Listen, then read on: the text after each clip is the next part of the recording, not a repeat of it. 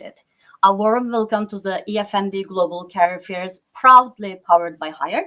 And I'm Bahargul. On behalf of Hired team, I'm excited to kick off this global gathering, bringing together students and recent graduates from Hired member business schools and the universities with top employers and career resources from around the world. This edition is extra special. Why? Because we are introducing not only one, but two powerful pavilions to support your career journey. The Employer Pavilion, where you can meet recruiters, attend live webinars, and apply for the jobs and the internships. Live interaction for this starts tomorrow. And the Career Development Pavilion, a brand new space designed to help you explore your career path through six stages, from self-discovery to landing your dream job and thriving through lifelong learning. And today is all about career development. So whether you are getting started to rethinking your direction, and this is your moment to reflect, build, and grow.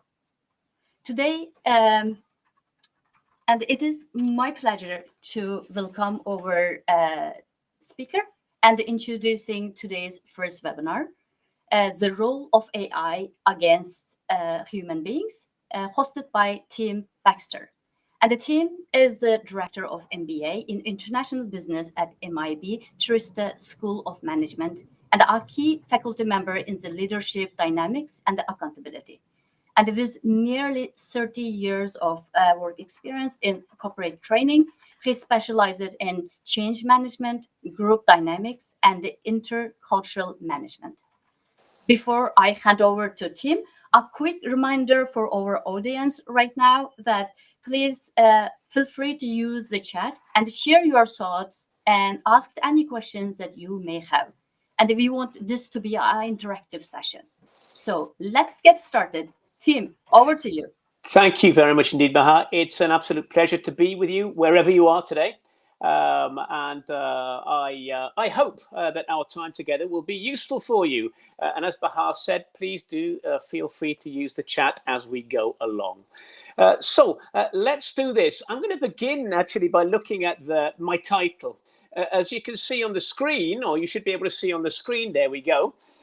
This is my title here, which is slightly different maybe from what you read in the program. Let me explain. So this little VS and a dot here, well, it can be two things really. It can be versus, meaning against. So, you know, Fury against Usyk. So therefore one against the other. But it's not my intention today to rage against AI and everything, which is, what can I say, creating problems for humans. I'm going to use the VS in a slightly different way, rather than against, in this idea here. So very often people say, well, when you go on holiday, do you prefer to go to the sea or to the mountains? In other words, a comparison. And that's what I'd like to do today. I'd like to have a look at the comparisons of AI and human beings, which is increasingly in the same space, the workspace, the life space, and have a look at it. So if we look at the menu for today, it's going to look something like this. So first, I'm going to look at how we feel about technology, and I will ask for your input on that as well. Then I'd like to have a look at what's happening at the moment in terms of AI. And I'll give you a couple of inputs, which I see around us right now, and also the immediate future. Following on from that, I think it's important to understand where we are at the moment. So we are in a particular part of history, and I think it's important to understand that. So we'll have a look at the big picture. Then we'll go down to something very important for all of us, which is, what do employers need from us right now? Following that, I'm going to have a brief section on what education systems produce, and if there is a difference between what employers need from us now and the production, the end result of the education systems. And finally, I will spend in the conclusion a little bit of time from my opinion why excellence beats perfection every time. So there you go. That's what we'll do. And we'll wrap it up all in about, let's have a look here, about 55 minutes, something like that. So let's begin with the first one, ladies and gentlemen, and we'll go here. How does technology make you feel? And hey, why not use the chat right now? So if I ask that question to you, how does technology make you feel? I'm just going to give you 20 seconds to make your feelings known in the chat. I'll be interested to know what you think.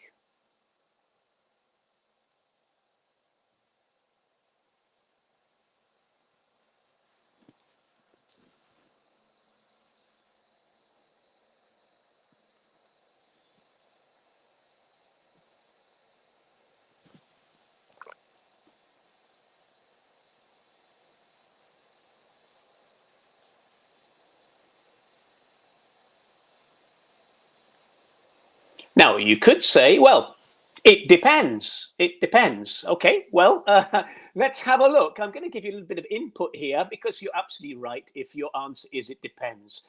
We'll have a look at this. Some years ago, this email, I've taken out a couple of the particular pieces, was sent.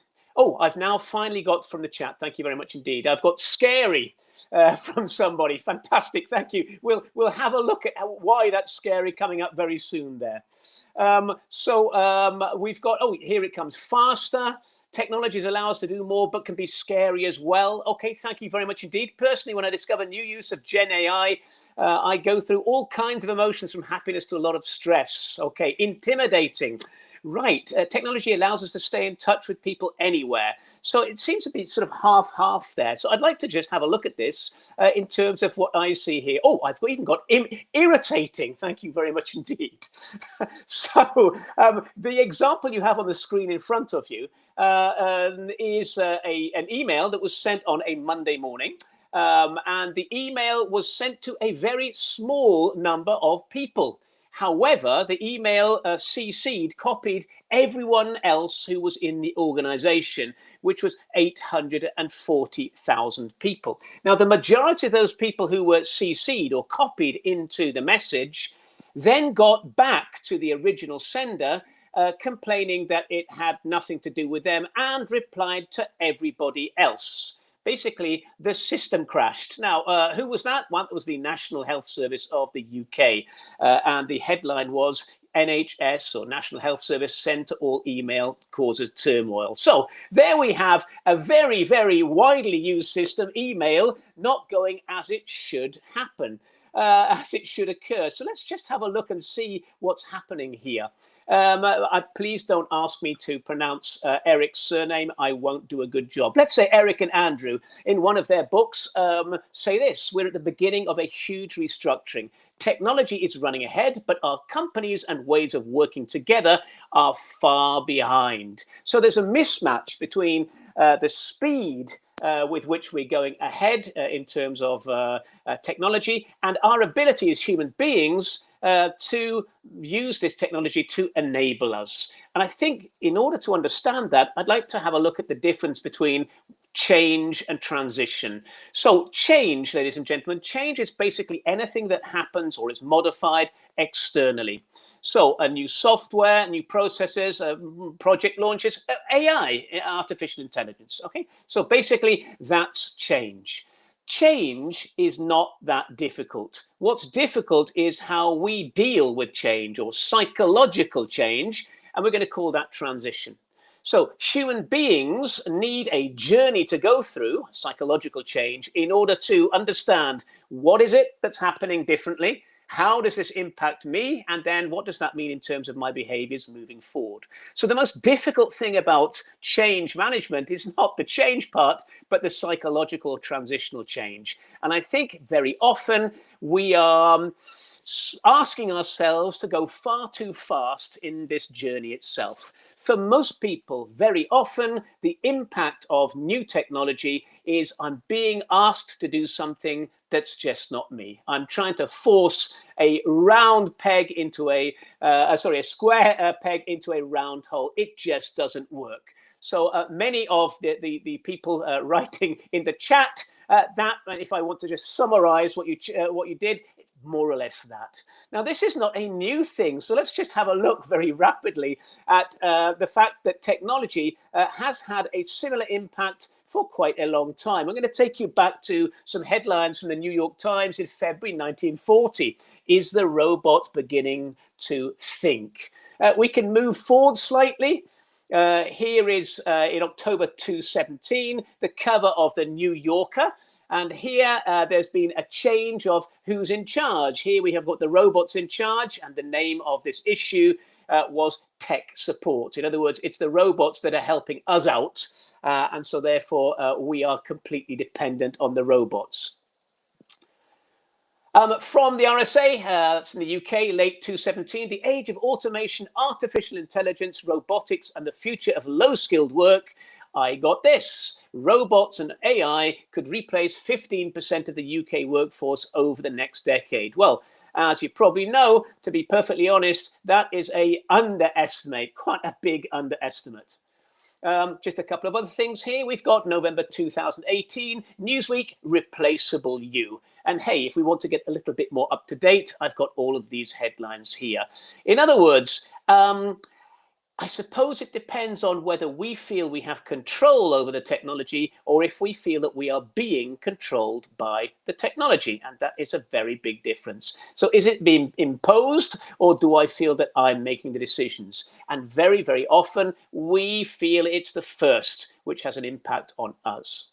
Now let's move on from the idea of how we feel about technology to something more specific, which is how AI is impacting us right now. So I'm going to ask you once again to go to the chat that you did so well before, and just let me understand how AI is impacting you. We read a lot about it in the papers. We see a lot about it online in social media and so on. But how is AI impacting you right now?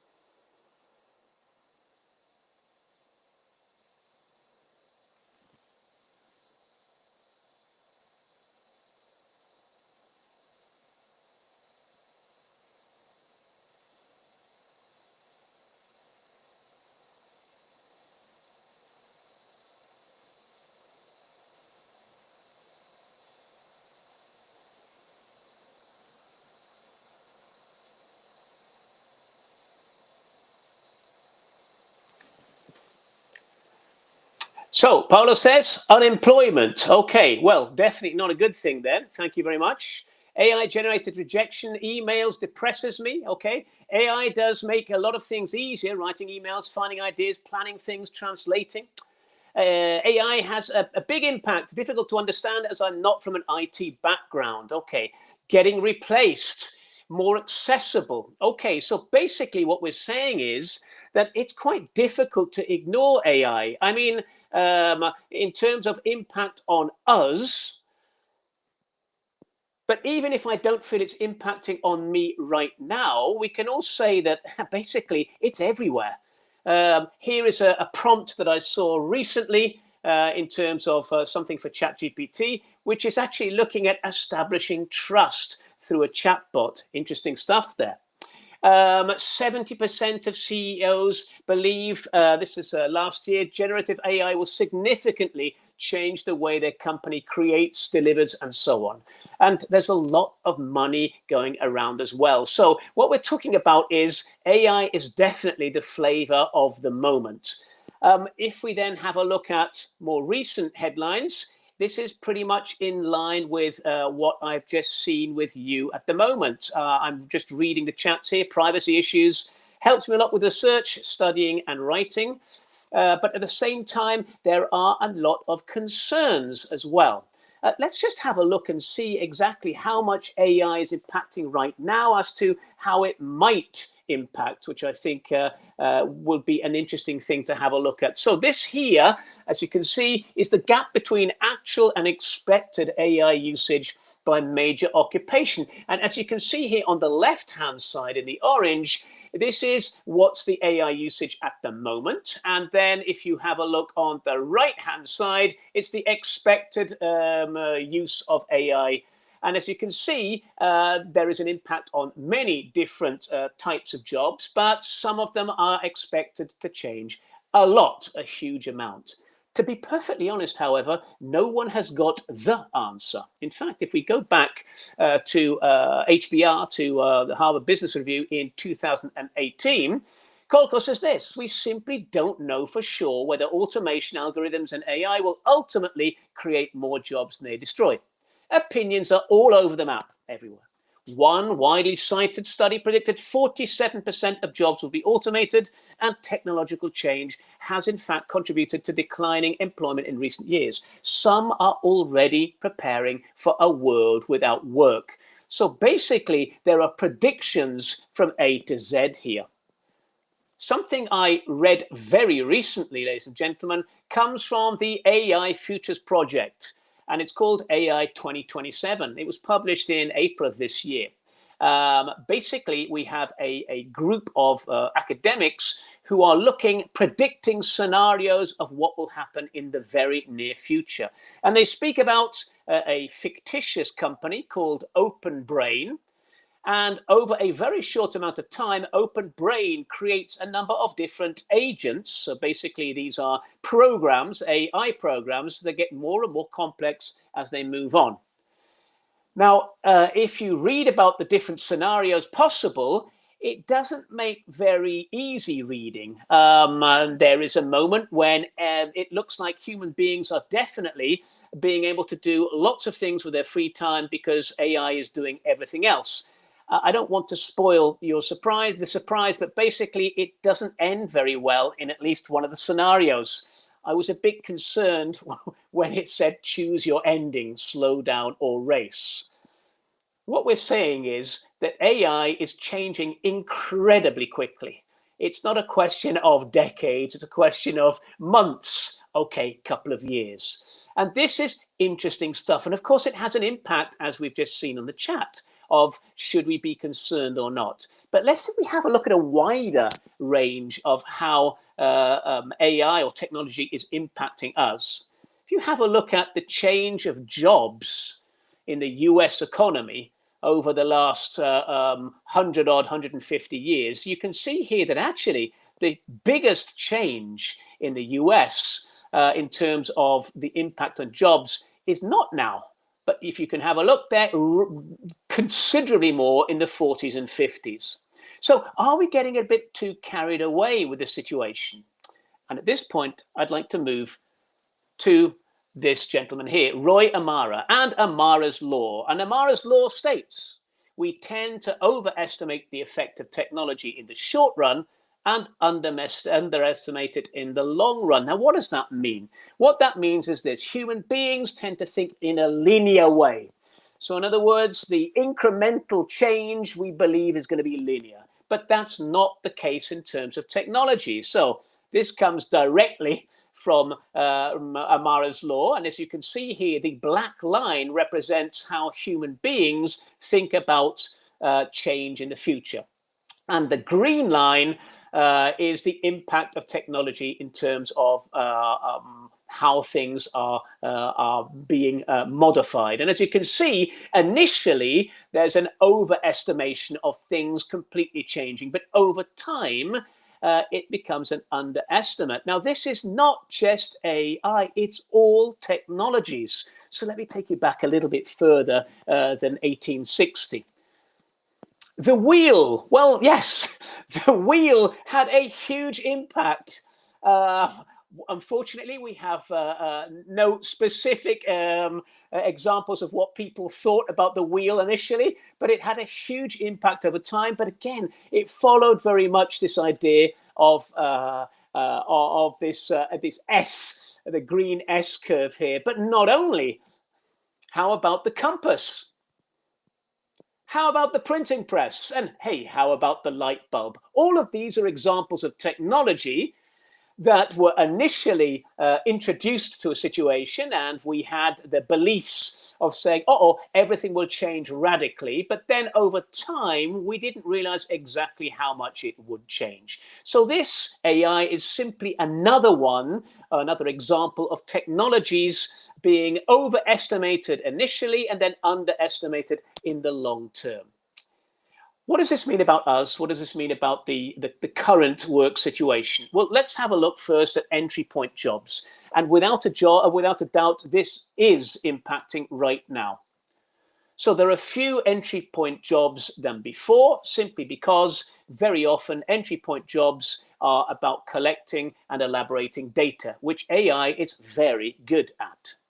So AIs can do entry many levels much faster, better quality, and you know what? They're available 24/7 as well. However, the question is, fine, if there's no entry point, then how can companies think about the following steps? How about creating career paths? And if there's no entry point, how do you train entry-level people?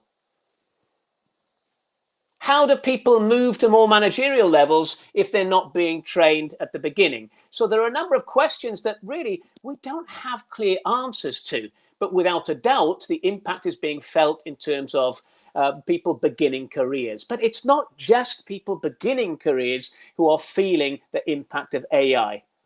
Let me move now to this. Here we have the classic 3 levels of management, going from lower level management right up to top level management. I would like you to have a look in the middle at number 2, or middle level management, and just have a look quickly at what this the role is of middle managers. Provide links between top and lower managers, implement strategies formed by the top managers, pass instructions to lower level management. Basically, we're talking about moving information between 3 and 1.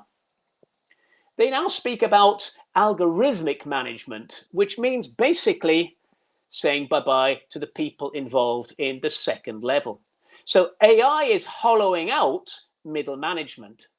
But that's not all. AI is also getting us to think about how we perceive work in general. Some years ago, I think it was 2018, this book was published, Bullshit Jobs. And this book was quite revolutionary when it came out, because it mentioned 5 different types of meaningless jobs that human beings did: flunkies, goons, duct tapers, box tickers, and taskmasters. Yeah, and according to the author, up to 50% of all jobs are useless. Now, it is true that if you look into the data, that although 50% of the jobs are useless from his point of view, less than 20% of workers felt that their jobs were useless. So we have to be careful here. It's not quite as black and white as this. However, what we can say is that toxic work culture and bad management impacts definitely had a strong impact on how people felt about what they were doing. If you don't feel your job is useful, if you don't feel your job adds value, it has an impact on you on an identity level. So what has this got to do with AI? Well, meaningless jobs impact human beings, but they don't impact AI, because AI, at least at the moment, doesn't have feelings. So even though human beings can't use bullshit jobs forever, AI agents really don't care. At this point, you could say, great, so no more problems. Well, there is a problem, because AI agents, since they are unaware of the fact that what they're doing is a bullshit job, could keep on doing it forever and a day, creating no value whatsoever. In other words, not an efficient use of resources. If human beings aren't involved in the process, no one is aware of it. It just goes on infinitum. So in other words, without a finish. I'm also going to suggest that team size is reducing. So classically, what happens in companies with departments and so on is we've had big numbers of people in departments, big numbers of people in functions. What's happening now in terms of the use of AI is these sizes are reducing. This means that we need to start thinking very carefully. It means that traditionally big teams are no longer that relevant. So the ability to reteam or be part of many teams becomes a lot more important.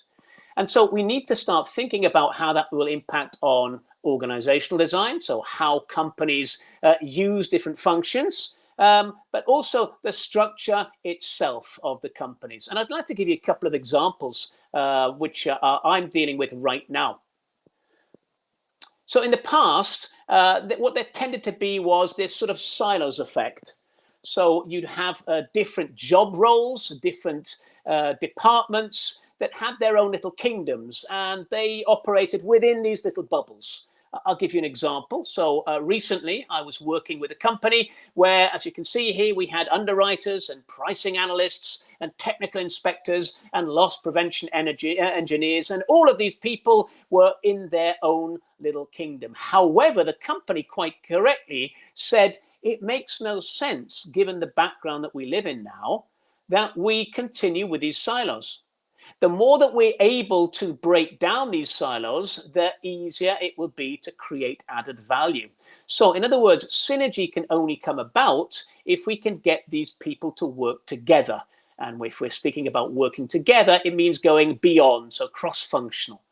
Doesn't just stop there. Another example that I've recently been involved in is this here. It's a case study of a big company with a long history, about 175 years, who some time ago bought a very small startup of data analysts.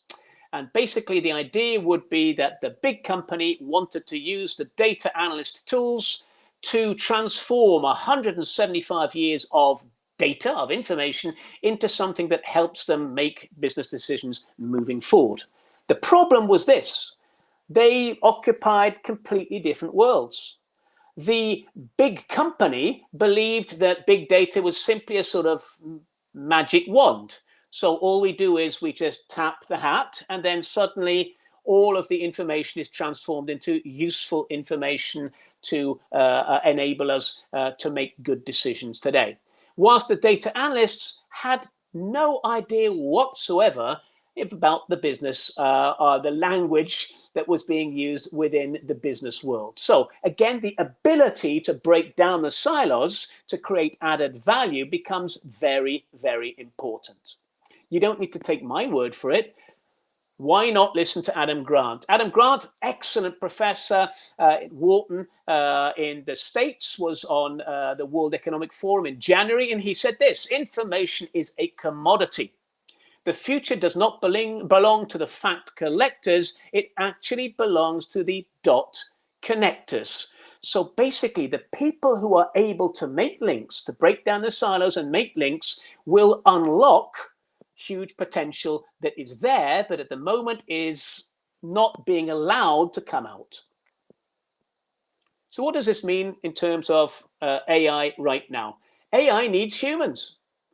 Humans are needed in order to help AI unlock a lot of potential. So how can we apply critical thinking? Why are we doing this to begin with? Why are we spending all this time, money, resources to automate a process? Is it a waste of time? Is it simply duplicating? Should we still be doing these things? How can the task be done more effectively, but in a more thoughtful way? Now, those questions can't be really answered well by AI, at least not now. So these are really important things that allow human beings to understand it's not a question of either or, it's not a question of against, but how can we use what we can bring to the table with the enabling tools of AI to create added value moving forward. So what have we seen so far? We've seen that it is normal for human beings to be, what can I say, skeptical about technology, and the fact that we tend to overestimate initially and then underestimate its impact. AI, without a doubt, is having an impact right now on us. And this means that we will have to start to rethink how organizations use us and use our time, and also how they structure themselves, because the present situation isn't the best use. What it's doing is it's reflecting something which was useful in the past, but is no longer a reality. Which takes me to my third point. And my third point is understanding the background that we live in. A really important thing. Now, I'm sure that many of you have heard of VUCA. Actually, many of you will probably say, that's old school stuff. VUCA has been around for a long, long time. I'm onto Barney. Okay, well, let's just look at VUCA because it's a little bit easier to explain. VUCA is a simple acronym, so each of these letters V, U, C, and A represent a context. A concept. And all of these together make us understand the background of what we are living right now. Because, to be perfectly honest, if we don't understand the context that we're in, we can't really understand the impact of AI and what our role is as well. So let's begin with the V. The V stands for volatility, ladies and gentlemen. So volatility, there's always been change, but the difference is that now we live in a connected world, and because of the connected world, change happens much faster, in a much broader sense, in a much deeper sense. So basically, again, I've just taken a couple of these examples from the last couple of days, the last couple of weeks. How much change there is in the markets? Massively. There is, for example, in Chicago, an index of the amount of volatility. As you can see, just a couple of days ago, there was a huge spike in that. So things are changing very rapidly. Yeah, so the depth of change and the speed of change is happening faster and faster. Now, the effect, of course, of that is that it's much more difficult to plan. So uncertainty levels increase as well. Again, just a couple of examples from the last couple of days. US-China trade tensions as port fees take effect, so tariffs and so on. What's happening in terms of hot points around the world?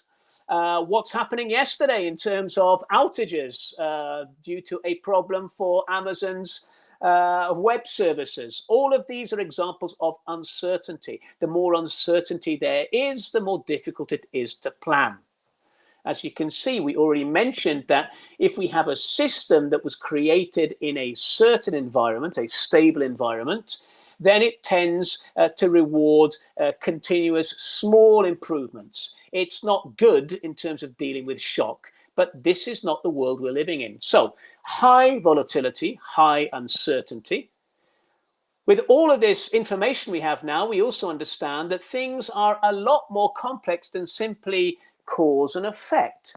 It's really understanding in every situation the huge number of different factors that in different ways influence why we are where we are.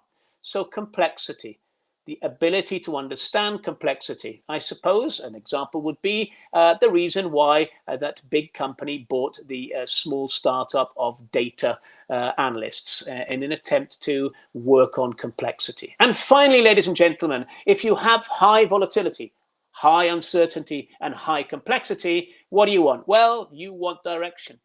You want a certain way forward and what can I say, something solid to hang on to. But unfortunately, the A doesn't stand for any of that. It stands for ambiguity. There's so much information, but now it's a question of what does that information mean? Who is giving me that information? To what extent is that helping me or harming me? And then we'll use the big T word again. Can I trust it? So that's what we're living in. You can't decide to not live in the VUCA world because we live in a connected world. So let's go back to this guy again. Yep, we live in a VUCA world. And in the VUCA world, we have the appearance of AI, which is having an ever greater impact day by day. Ignoring it makes no sense. What we've got at the moment are systems that were created in a pre-VUCA situation, which made sense then, which maybe don't make so much sense now. And it's going to take time to change those systems.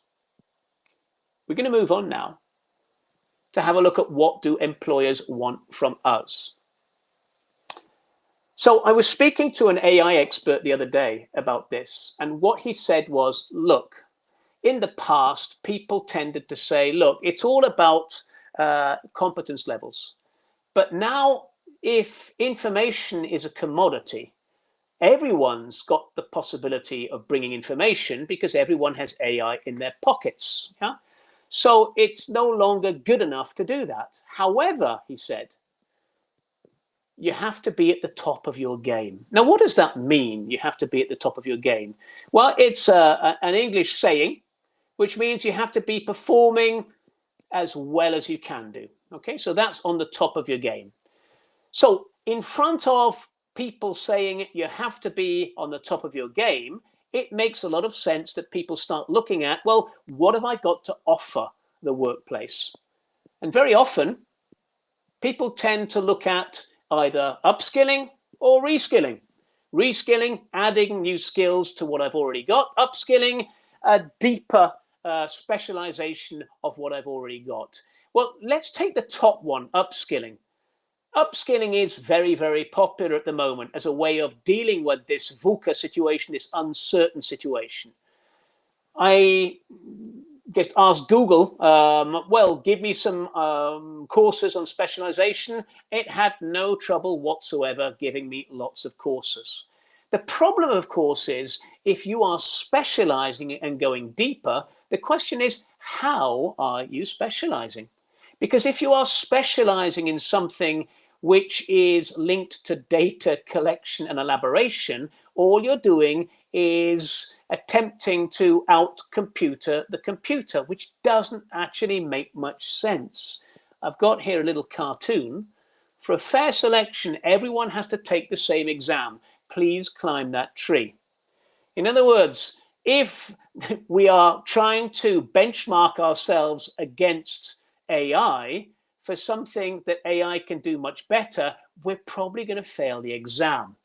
So what is it that we can give these days? What is it that we can provide which employers will see as useful? Well, in the past, definitely, our greatest added value tended to be you are what you know. Yeah. So it's a question of how many facts do you have in your mind? Well, we've already mentioned today that actually everyone is now walking around with more information than any human being ever had before we had the internet and smartphones and so on. So that is taken for granted.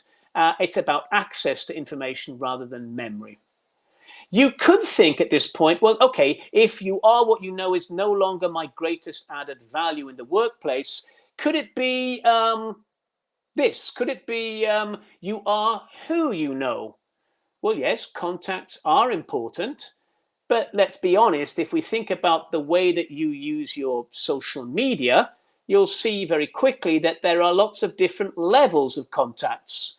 So in the past, a friend meant something. Now a Facebook friend, I'm old school, a Facebook friend doesn't really mean the same as friend. How much can I trust you? How much can I open myself up to you if it is only through the internet? So even this doesn't have the same impact as the past. However, what seems to be the most important thing now is explained in this book called We Think by Charles Ledbetter.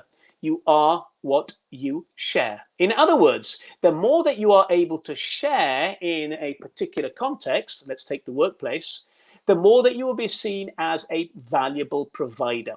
Now, what do we mean by share? Well, maybe it's a good idea to go and have a look at what is needed in terms of core skills for employers. This is, again, from the World Economic Forum, January of this year. And I'm going to suggest that with the exception, let's say, of number 6, everything else has something in common, and it's all to be linked to the what you can share. I'm going to suggest that every single one of these is to do with human collaboration skills. These are the added things that machines aren't very good at doing right now, but we are exceptionally good at doing if we are asked to think about it carefully. So you are what you share is the idea, I believe, of how we can use to a greater effect our human collaboration skills, because that's something that together with what AI can bring creates added value and is seen as very useful.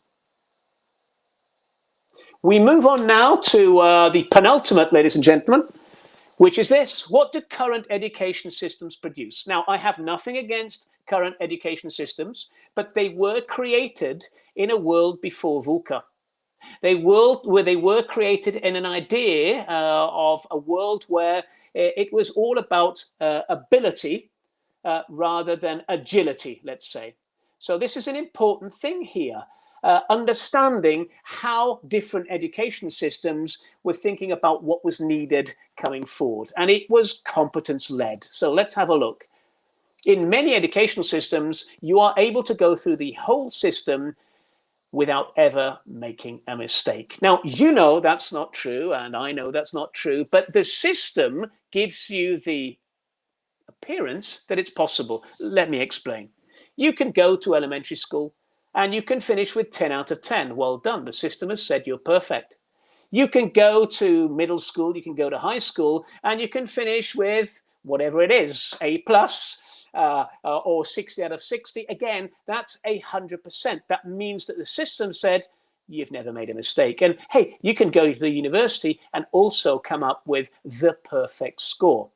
I spent a long time in Italy, and I know that in Italy you can get more than 100%, 110 lode, so 110 out of 110 plus merit.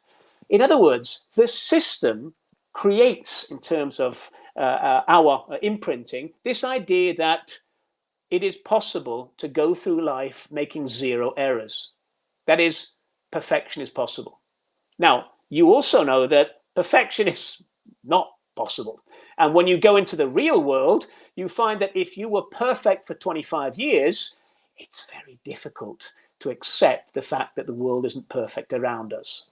So what I'm suggesting is it's not useful in order for us to start trying to go to perfection or to create an idea that perfection exists in the world of work, because it doesn't. And the fact that we're in VUCA makes it even more important that change suggests that perfection is just a nice idea rather than reality. This quote is from Neil Postman, a US educator. We enter our education systems as question marks and leave as periods. What does that mean? It means that kids coming into the school system are curious. They want to learn. But very, very quickly, what happens is they are told what is right and what is wrong. And so therefore the curiosity or the creativity is reduced. Unfortunately, what we really need is lots of people coming out of the system with lots more questions in a ever-changing world. Remember, I'll just bring it back here, the importance of what employers want right now. Creative thinking, as you can see, is number 4 there. Analytical thinking is number 1 there. All of those things are linked to your ability to continue asking questions. So the biggest problem in terms of moving forward and being useful in 2025 and so on is to get away from this idea of perfectionism. It doesn't help us. So what can we do? What can we do if we've spent 25 years being told we must aim at perfection? Well, I'm going to finish off by suggesting this. Rather than perfection, which is not useful, because it's not realistic, let's get rid of that in terms of its use. And let's suggest a new word, excellence. So what does excellence mean? And how is that different from perfection? Well, the biggest difference between perfection and excellence is that perfection has no context. It's an idea, it's an ideal, but excellence does. So excellence is the best outcome possible given the specific circumstances. So our ability to read very clearly the entire situation. And the more that we can start by reading the situation, the more we can understand what is possible. So therefore, our objectives are linked to a reading of the situation rather than a great idea, which at the end of the day, is not possible and therefore demotivates the human being. This is a really important concept here, ladies and gentlemen. We live in a VUCA world, and if excellence becomes what we're looking for, it's not only more motivating, but much more useful for us in terms of creating added value. I'm going to go back to Adam Grant again. And Grant says, the currency of success now and moving into the future will be agility as opposed to ability. So ladies and gentlemen, those of you looking for specialization courses, great, but make sure they are based not only on ability, but also on your chances of being able to, roll with the punches. Or in other words, as things change, are you able to change as well? So being able to anticipate change, adapt to it, lead it, is ultimately probably the soft skill that matters most. So here we go. In a VUCA world, people who are able to facilitate change have a huge, huge advantage in terms of perceived usefulness within the workspace. In fact, if we move from Grant to look at an idea that was created by Nicholas Taleb, he speaks about anti-fragility, a property of systems that increase in capability, resilience, or robustness as a result of mistakes, failures, stresses, shocks. In other words, if we are able to go away from the idea of fragile, stable, and think about what makes us strong in terms of living in the VUCA world, then suddenly we have an idea about the sorts of things needed to move forward in the workplace today. Now, that's a great idea, but it's not easy to do. And here I'm going to ask for your help, ladies and gentlemen. I'm going to show you just how difficult it can be to change and to be able to grasp the idea of anti-fragile. So here we go. I'm going to show you a number of letters. And I'm going to ask you which of these letters have the same characteristics. So there is a rule, and I'd like you, as we move on through the exercise, to try and guess what that rule is. So here we go. On your screens now, you see the letter E, and I'm also going to give you the letter R. And I will tell you that the letter E follows the rule, and the letter R does not follow the rule. Okay? Now I will give you a number of other letters, and I'll give you 10 seconds to decide if you think that the new letter follows the rule or not. So as we move on, you're going to get more information, which should allow you to be more accurate. So are you ready? I hope you are. So here we go. Right, the letter H. Do you think that the letter H follows the rule? Yes or no? Make your decision, ladies and gentlemen. It does follow the rule. Okay, now, if you got that right, congratulations. If you got that wrong, sorry, VUCA, have to start again. Let's go to the next one. The letter U. Does that follow the rule, yes or no? Make your decision. The answer is, it doesn't. If you said it doesn't, well done, congratulations. If you said it does, I'm afraid you have to go back again. It's difficult to change, isn't it? Let's go to the next one, the letter C.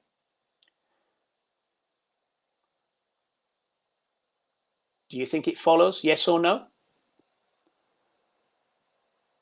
Let's find out, ladies and gentlemen. Let's find out. I've got lots of no's there. It does follow the rule, I'm afraid. CR7 Quick Feet. Cristiano Ronaldo is on online with us. Great. So, Mr. Quick or Ms. Quick Feet, unfortunately, you have to think again. Let's go to the next one very quickly. We've got the letter S. Does the letter S follow, yes or no? I'll tell you immediately because we've only got 4 minutes left. It does not follow the rule. And at this point, you're thinking, oh my gosh, when is this going to fit? There's space for 2 more letters. You're right. There's space for 2 more letters. How about the letter N?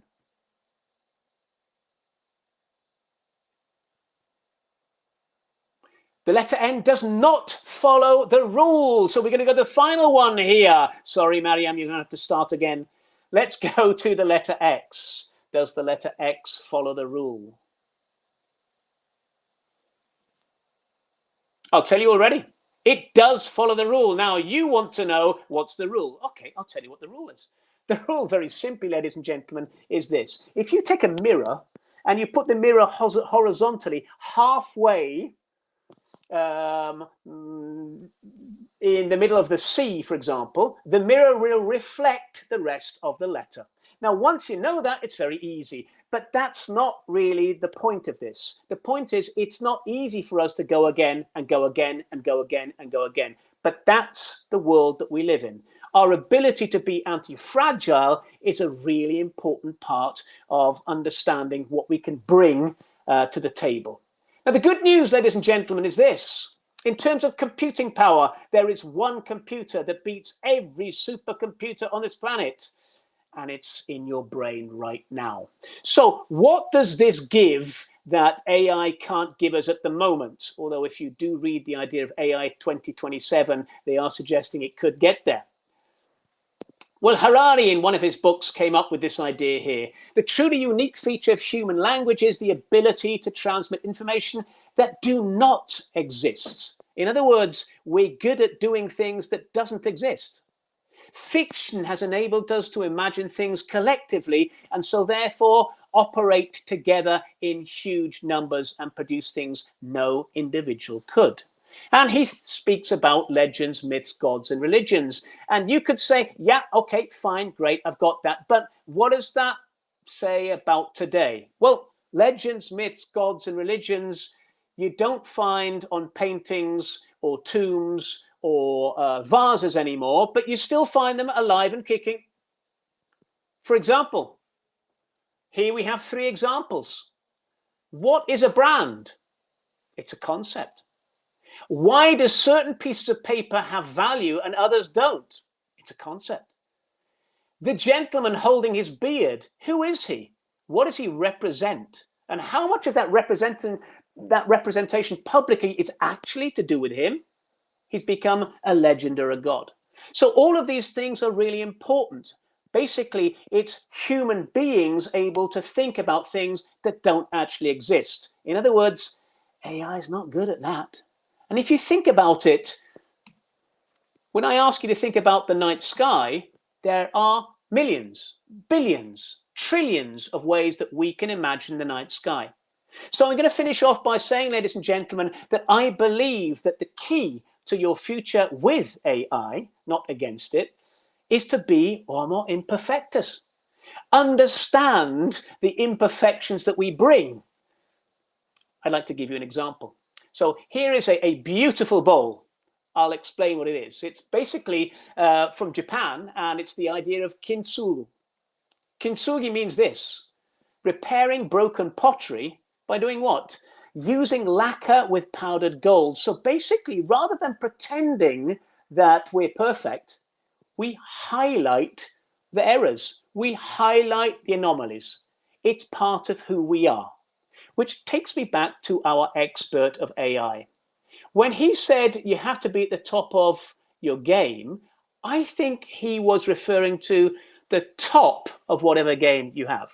But I'm going to suggest that in the world of AI, if we really want to prosper, you need to be the top of your game, to understand as much about what you can bring as an individual as possible, because that will be the added value. My final slide, ladies and gentlemen. You may choose to upskill, you may choose to reskill, but I will suggest to you that the most useful thing that you can do now is to me-skill. And at that point, I finish my brief chat with you. I hope you found it enjoyable. I hope you found it reflective. All the best, and all the best indeed in terms of the global fair. And I now give the floor back to Bahar. Thank you so much, Tim, and really for a truly thought-provoking session. And you are a reminder that AI needs humans, especially our ability to think critically and ask the right question, was a really powerful takeaway. And your question about what do employers want from us, it is perfectly relevant right now as we continue today's journey through career development. upcoming next is the employer expectation hosted by Potential Park. So thank you so much, team, and thank you very much for everyone for being part of the global fair. And I would like to see you in the next session.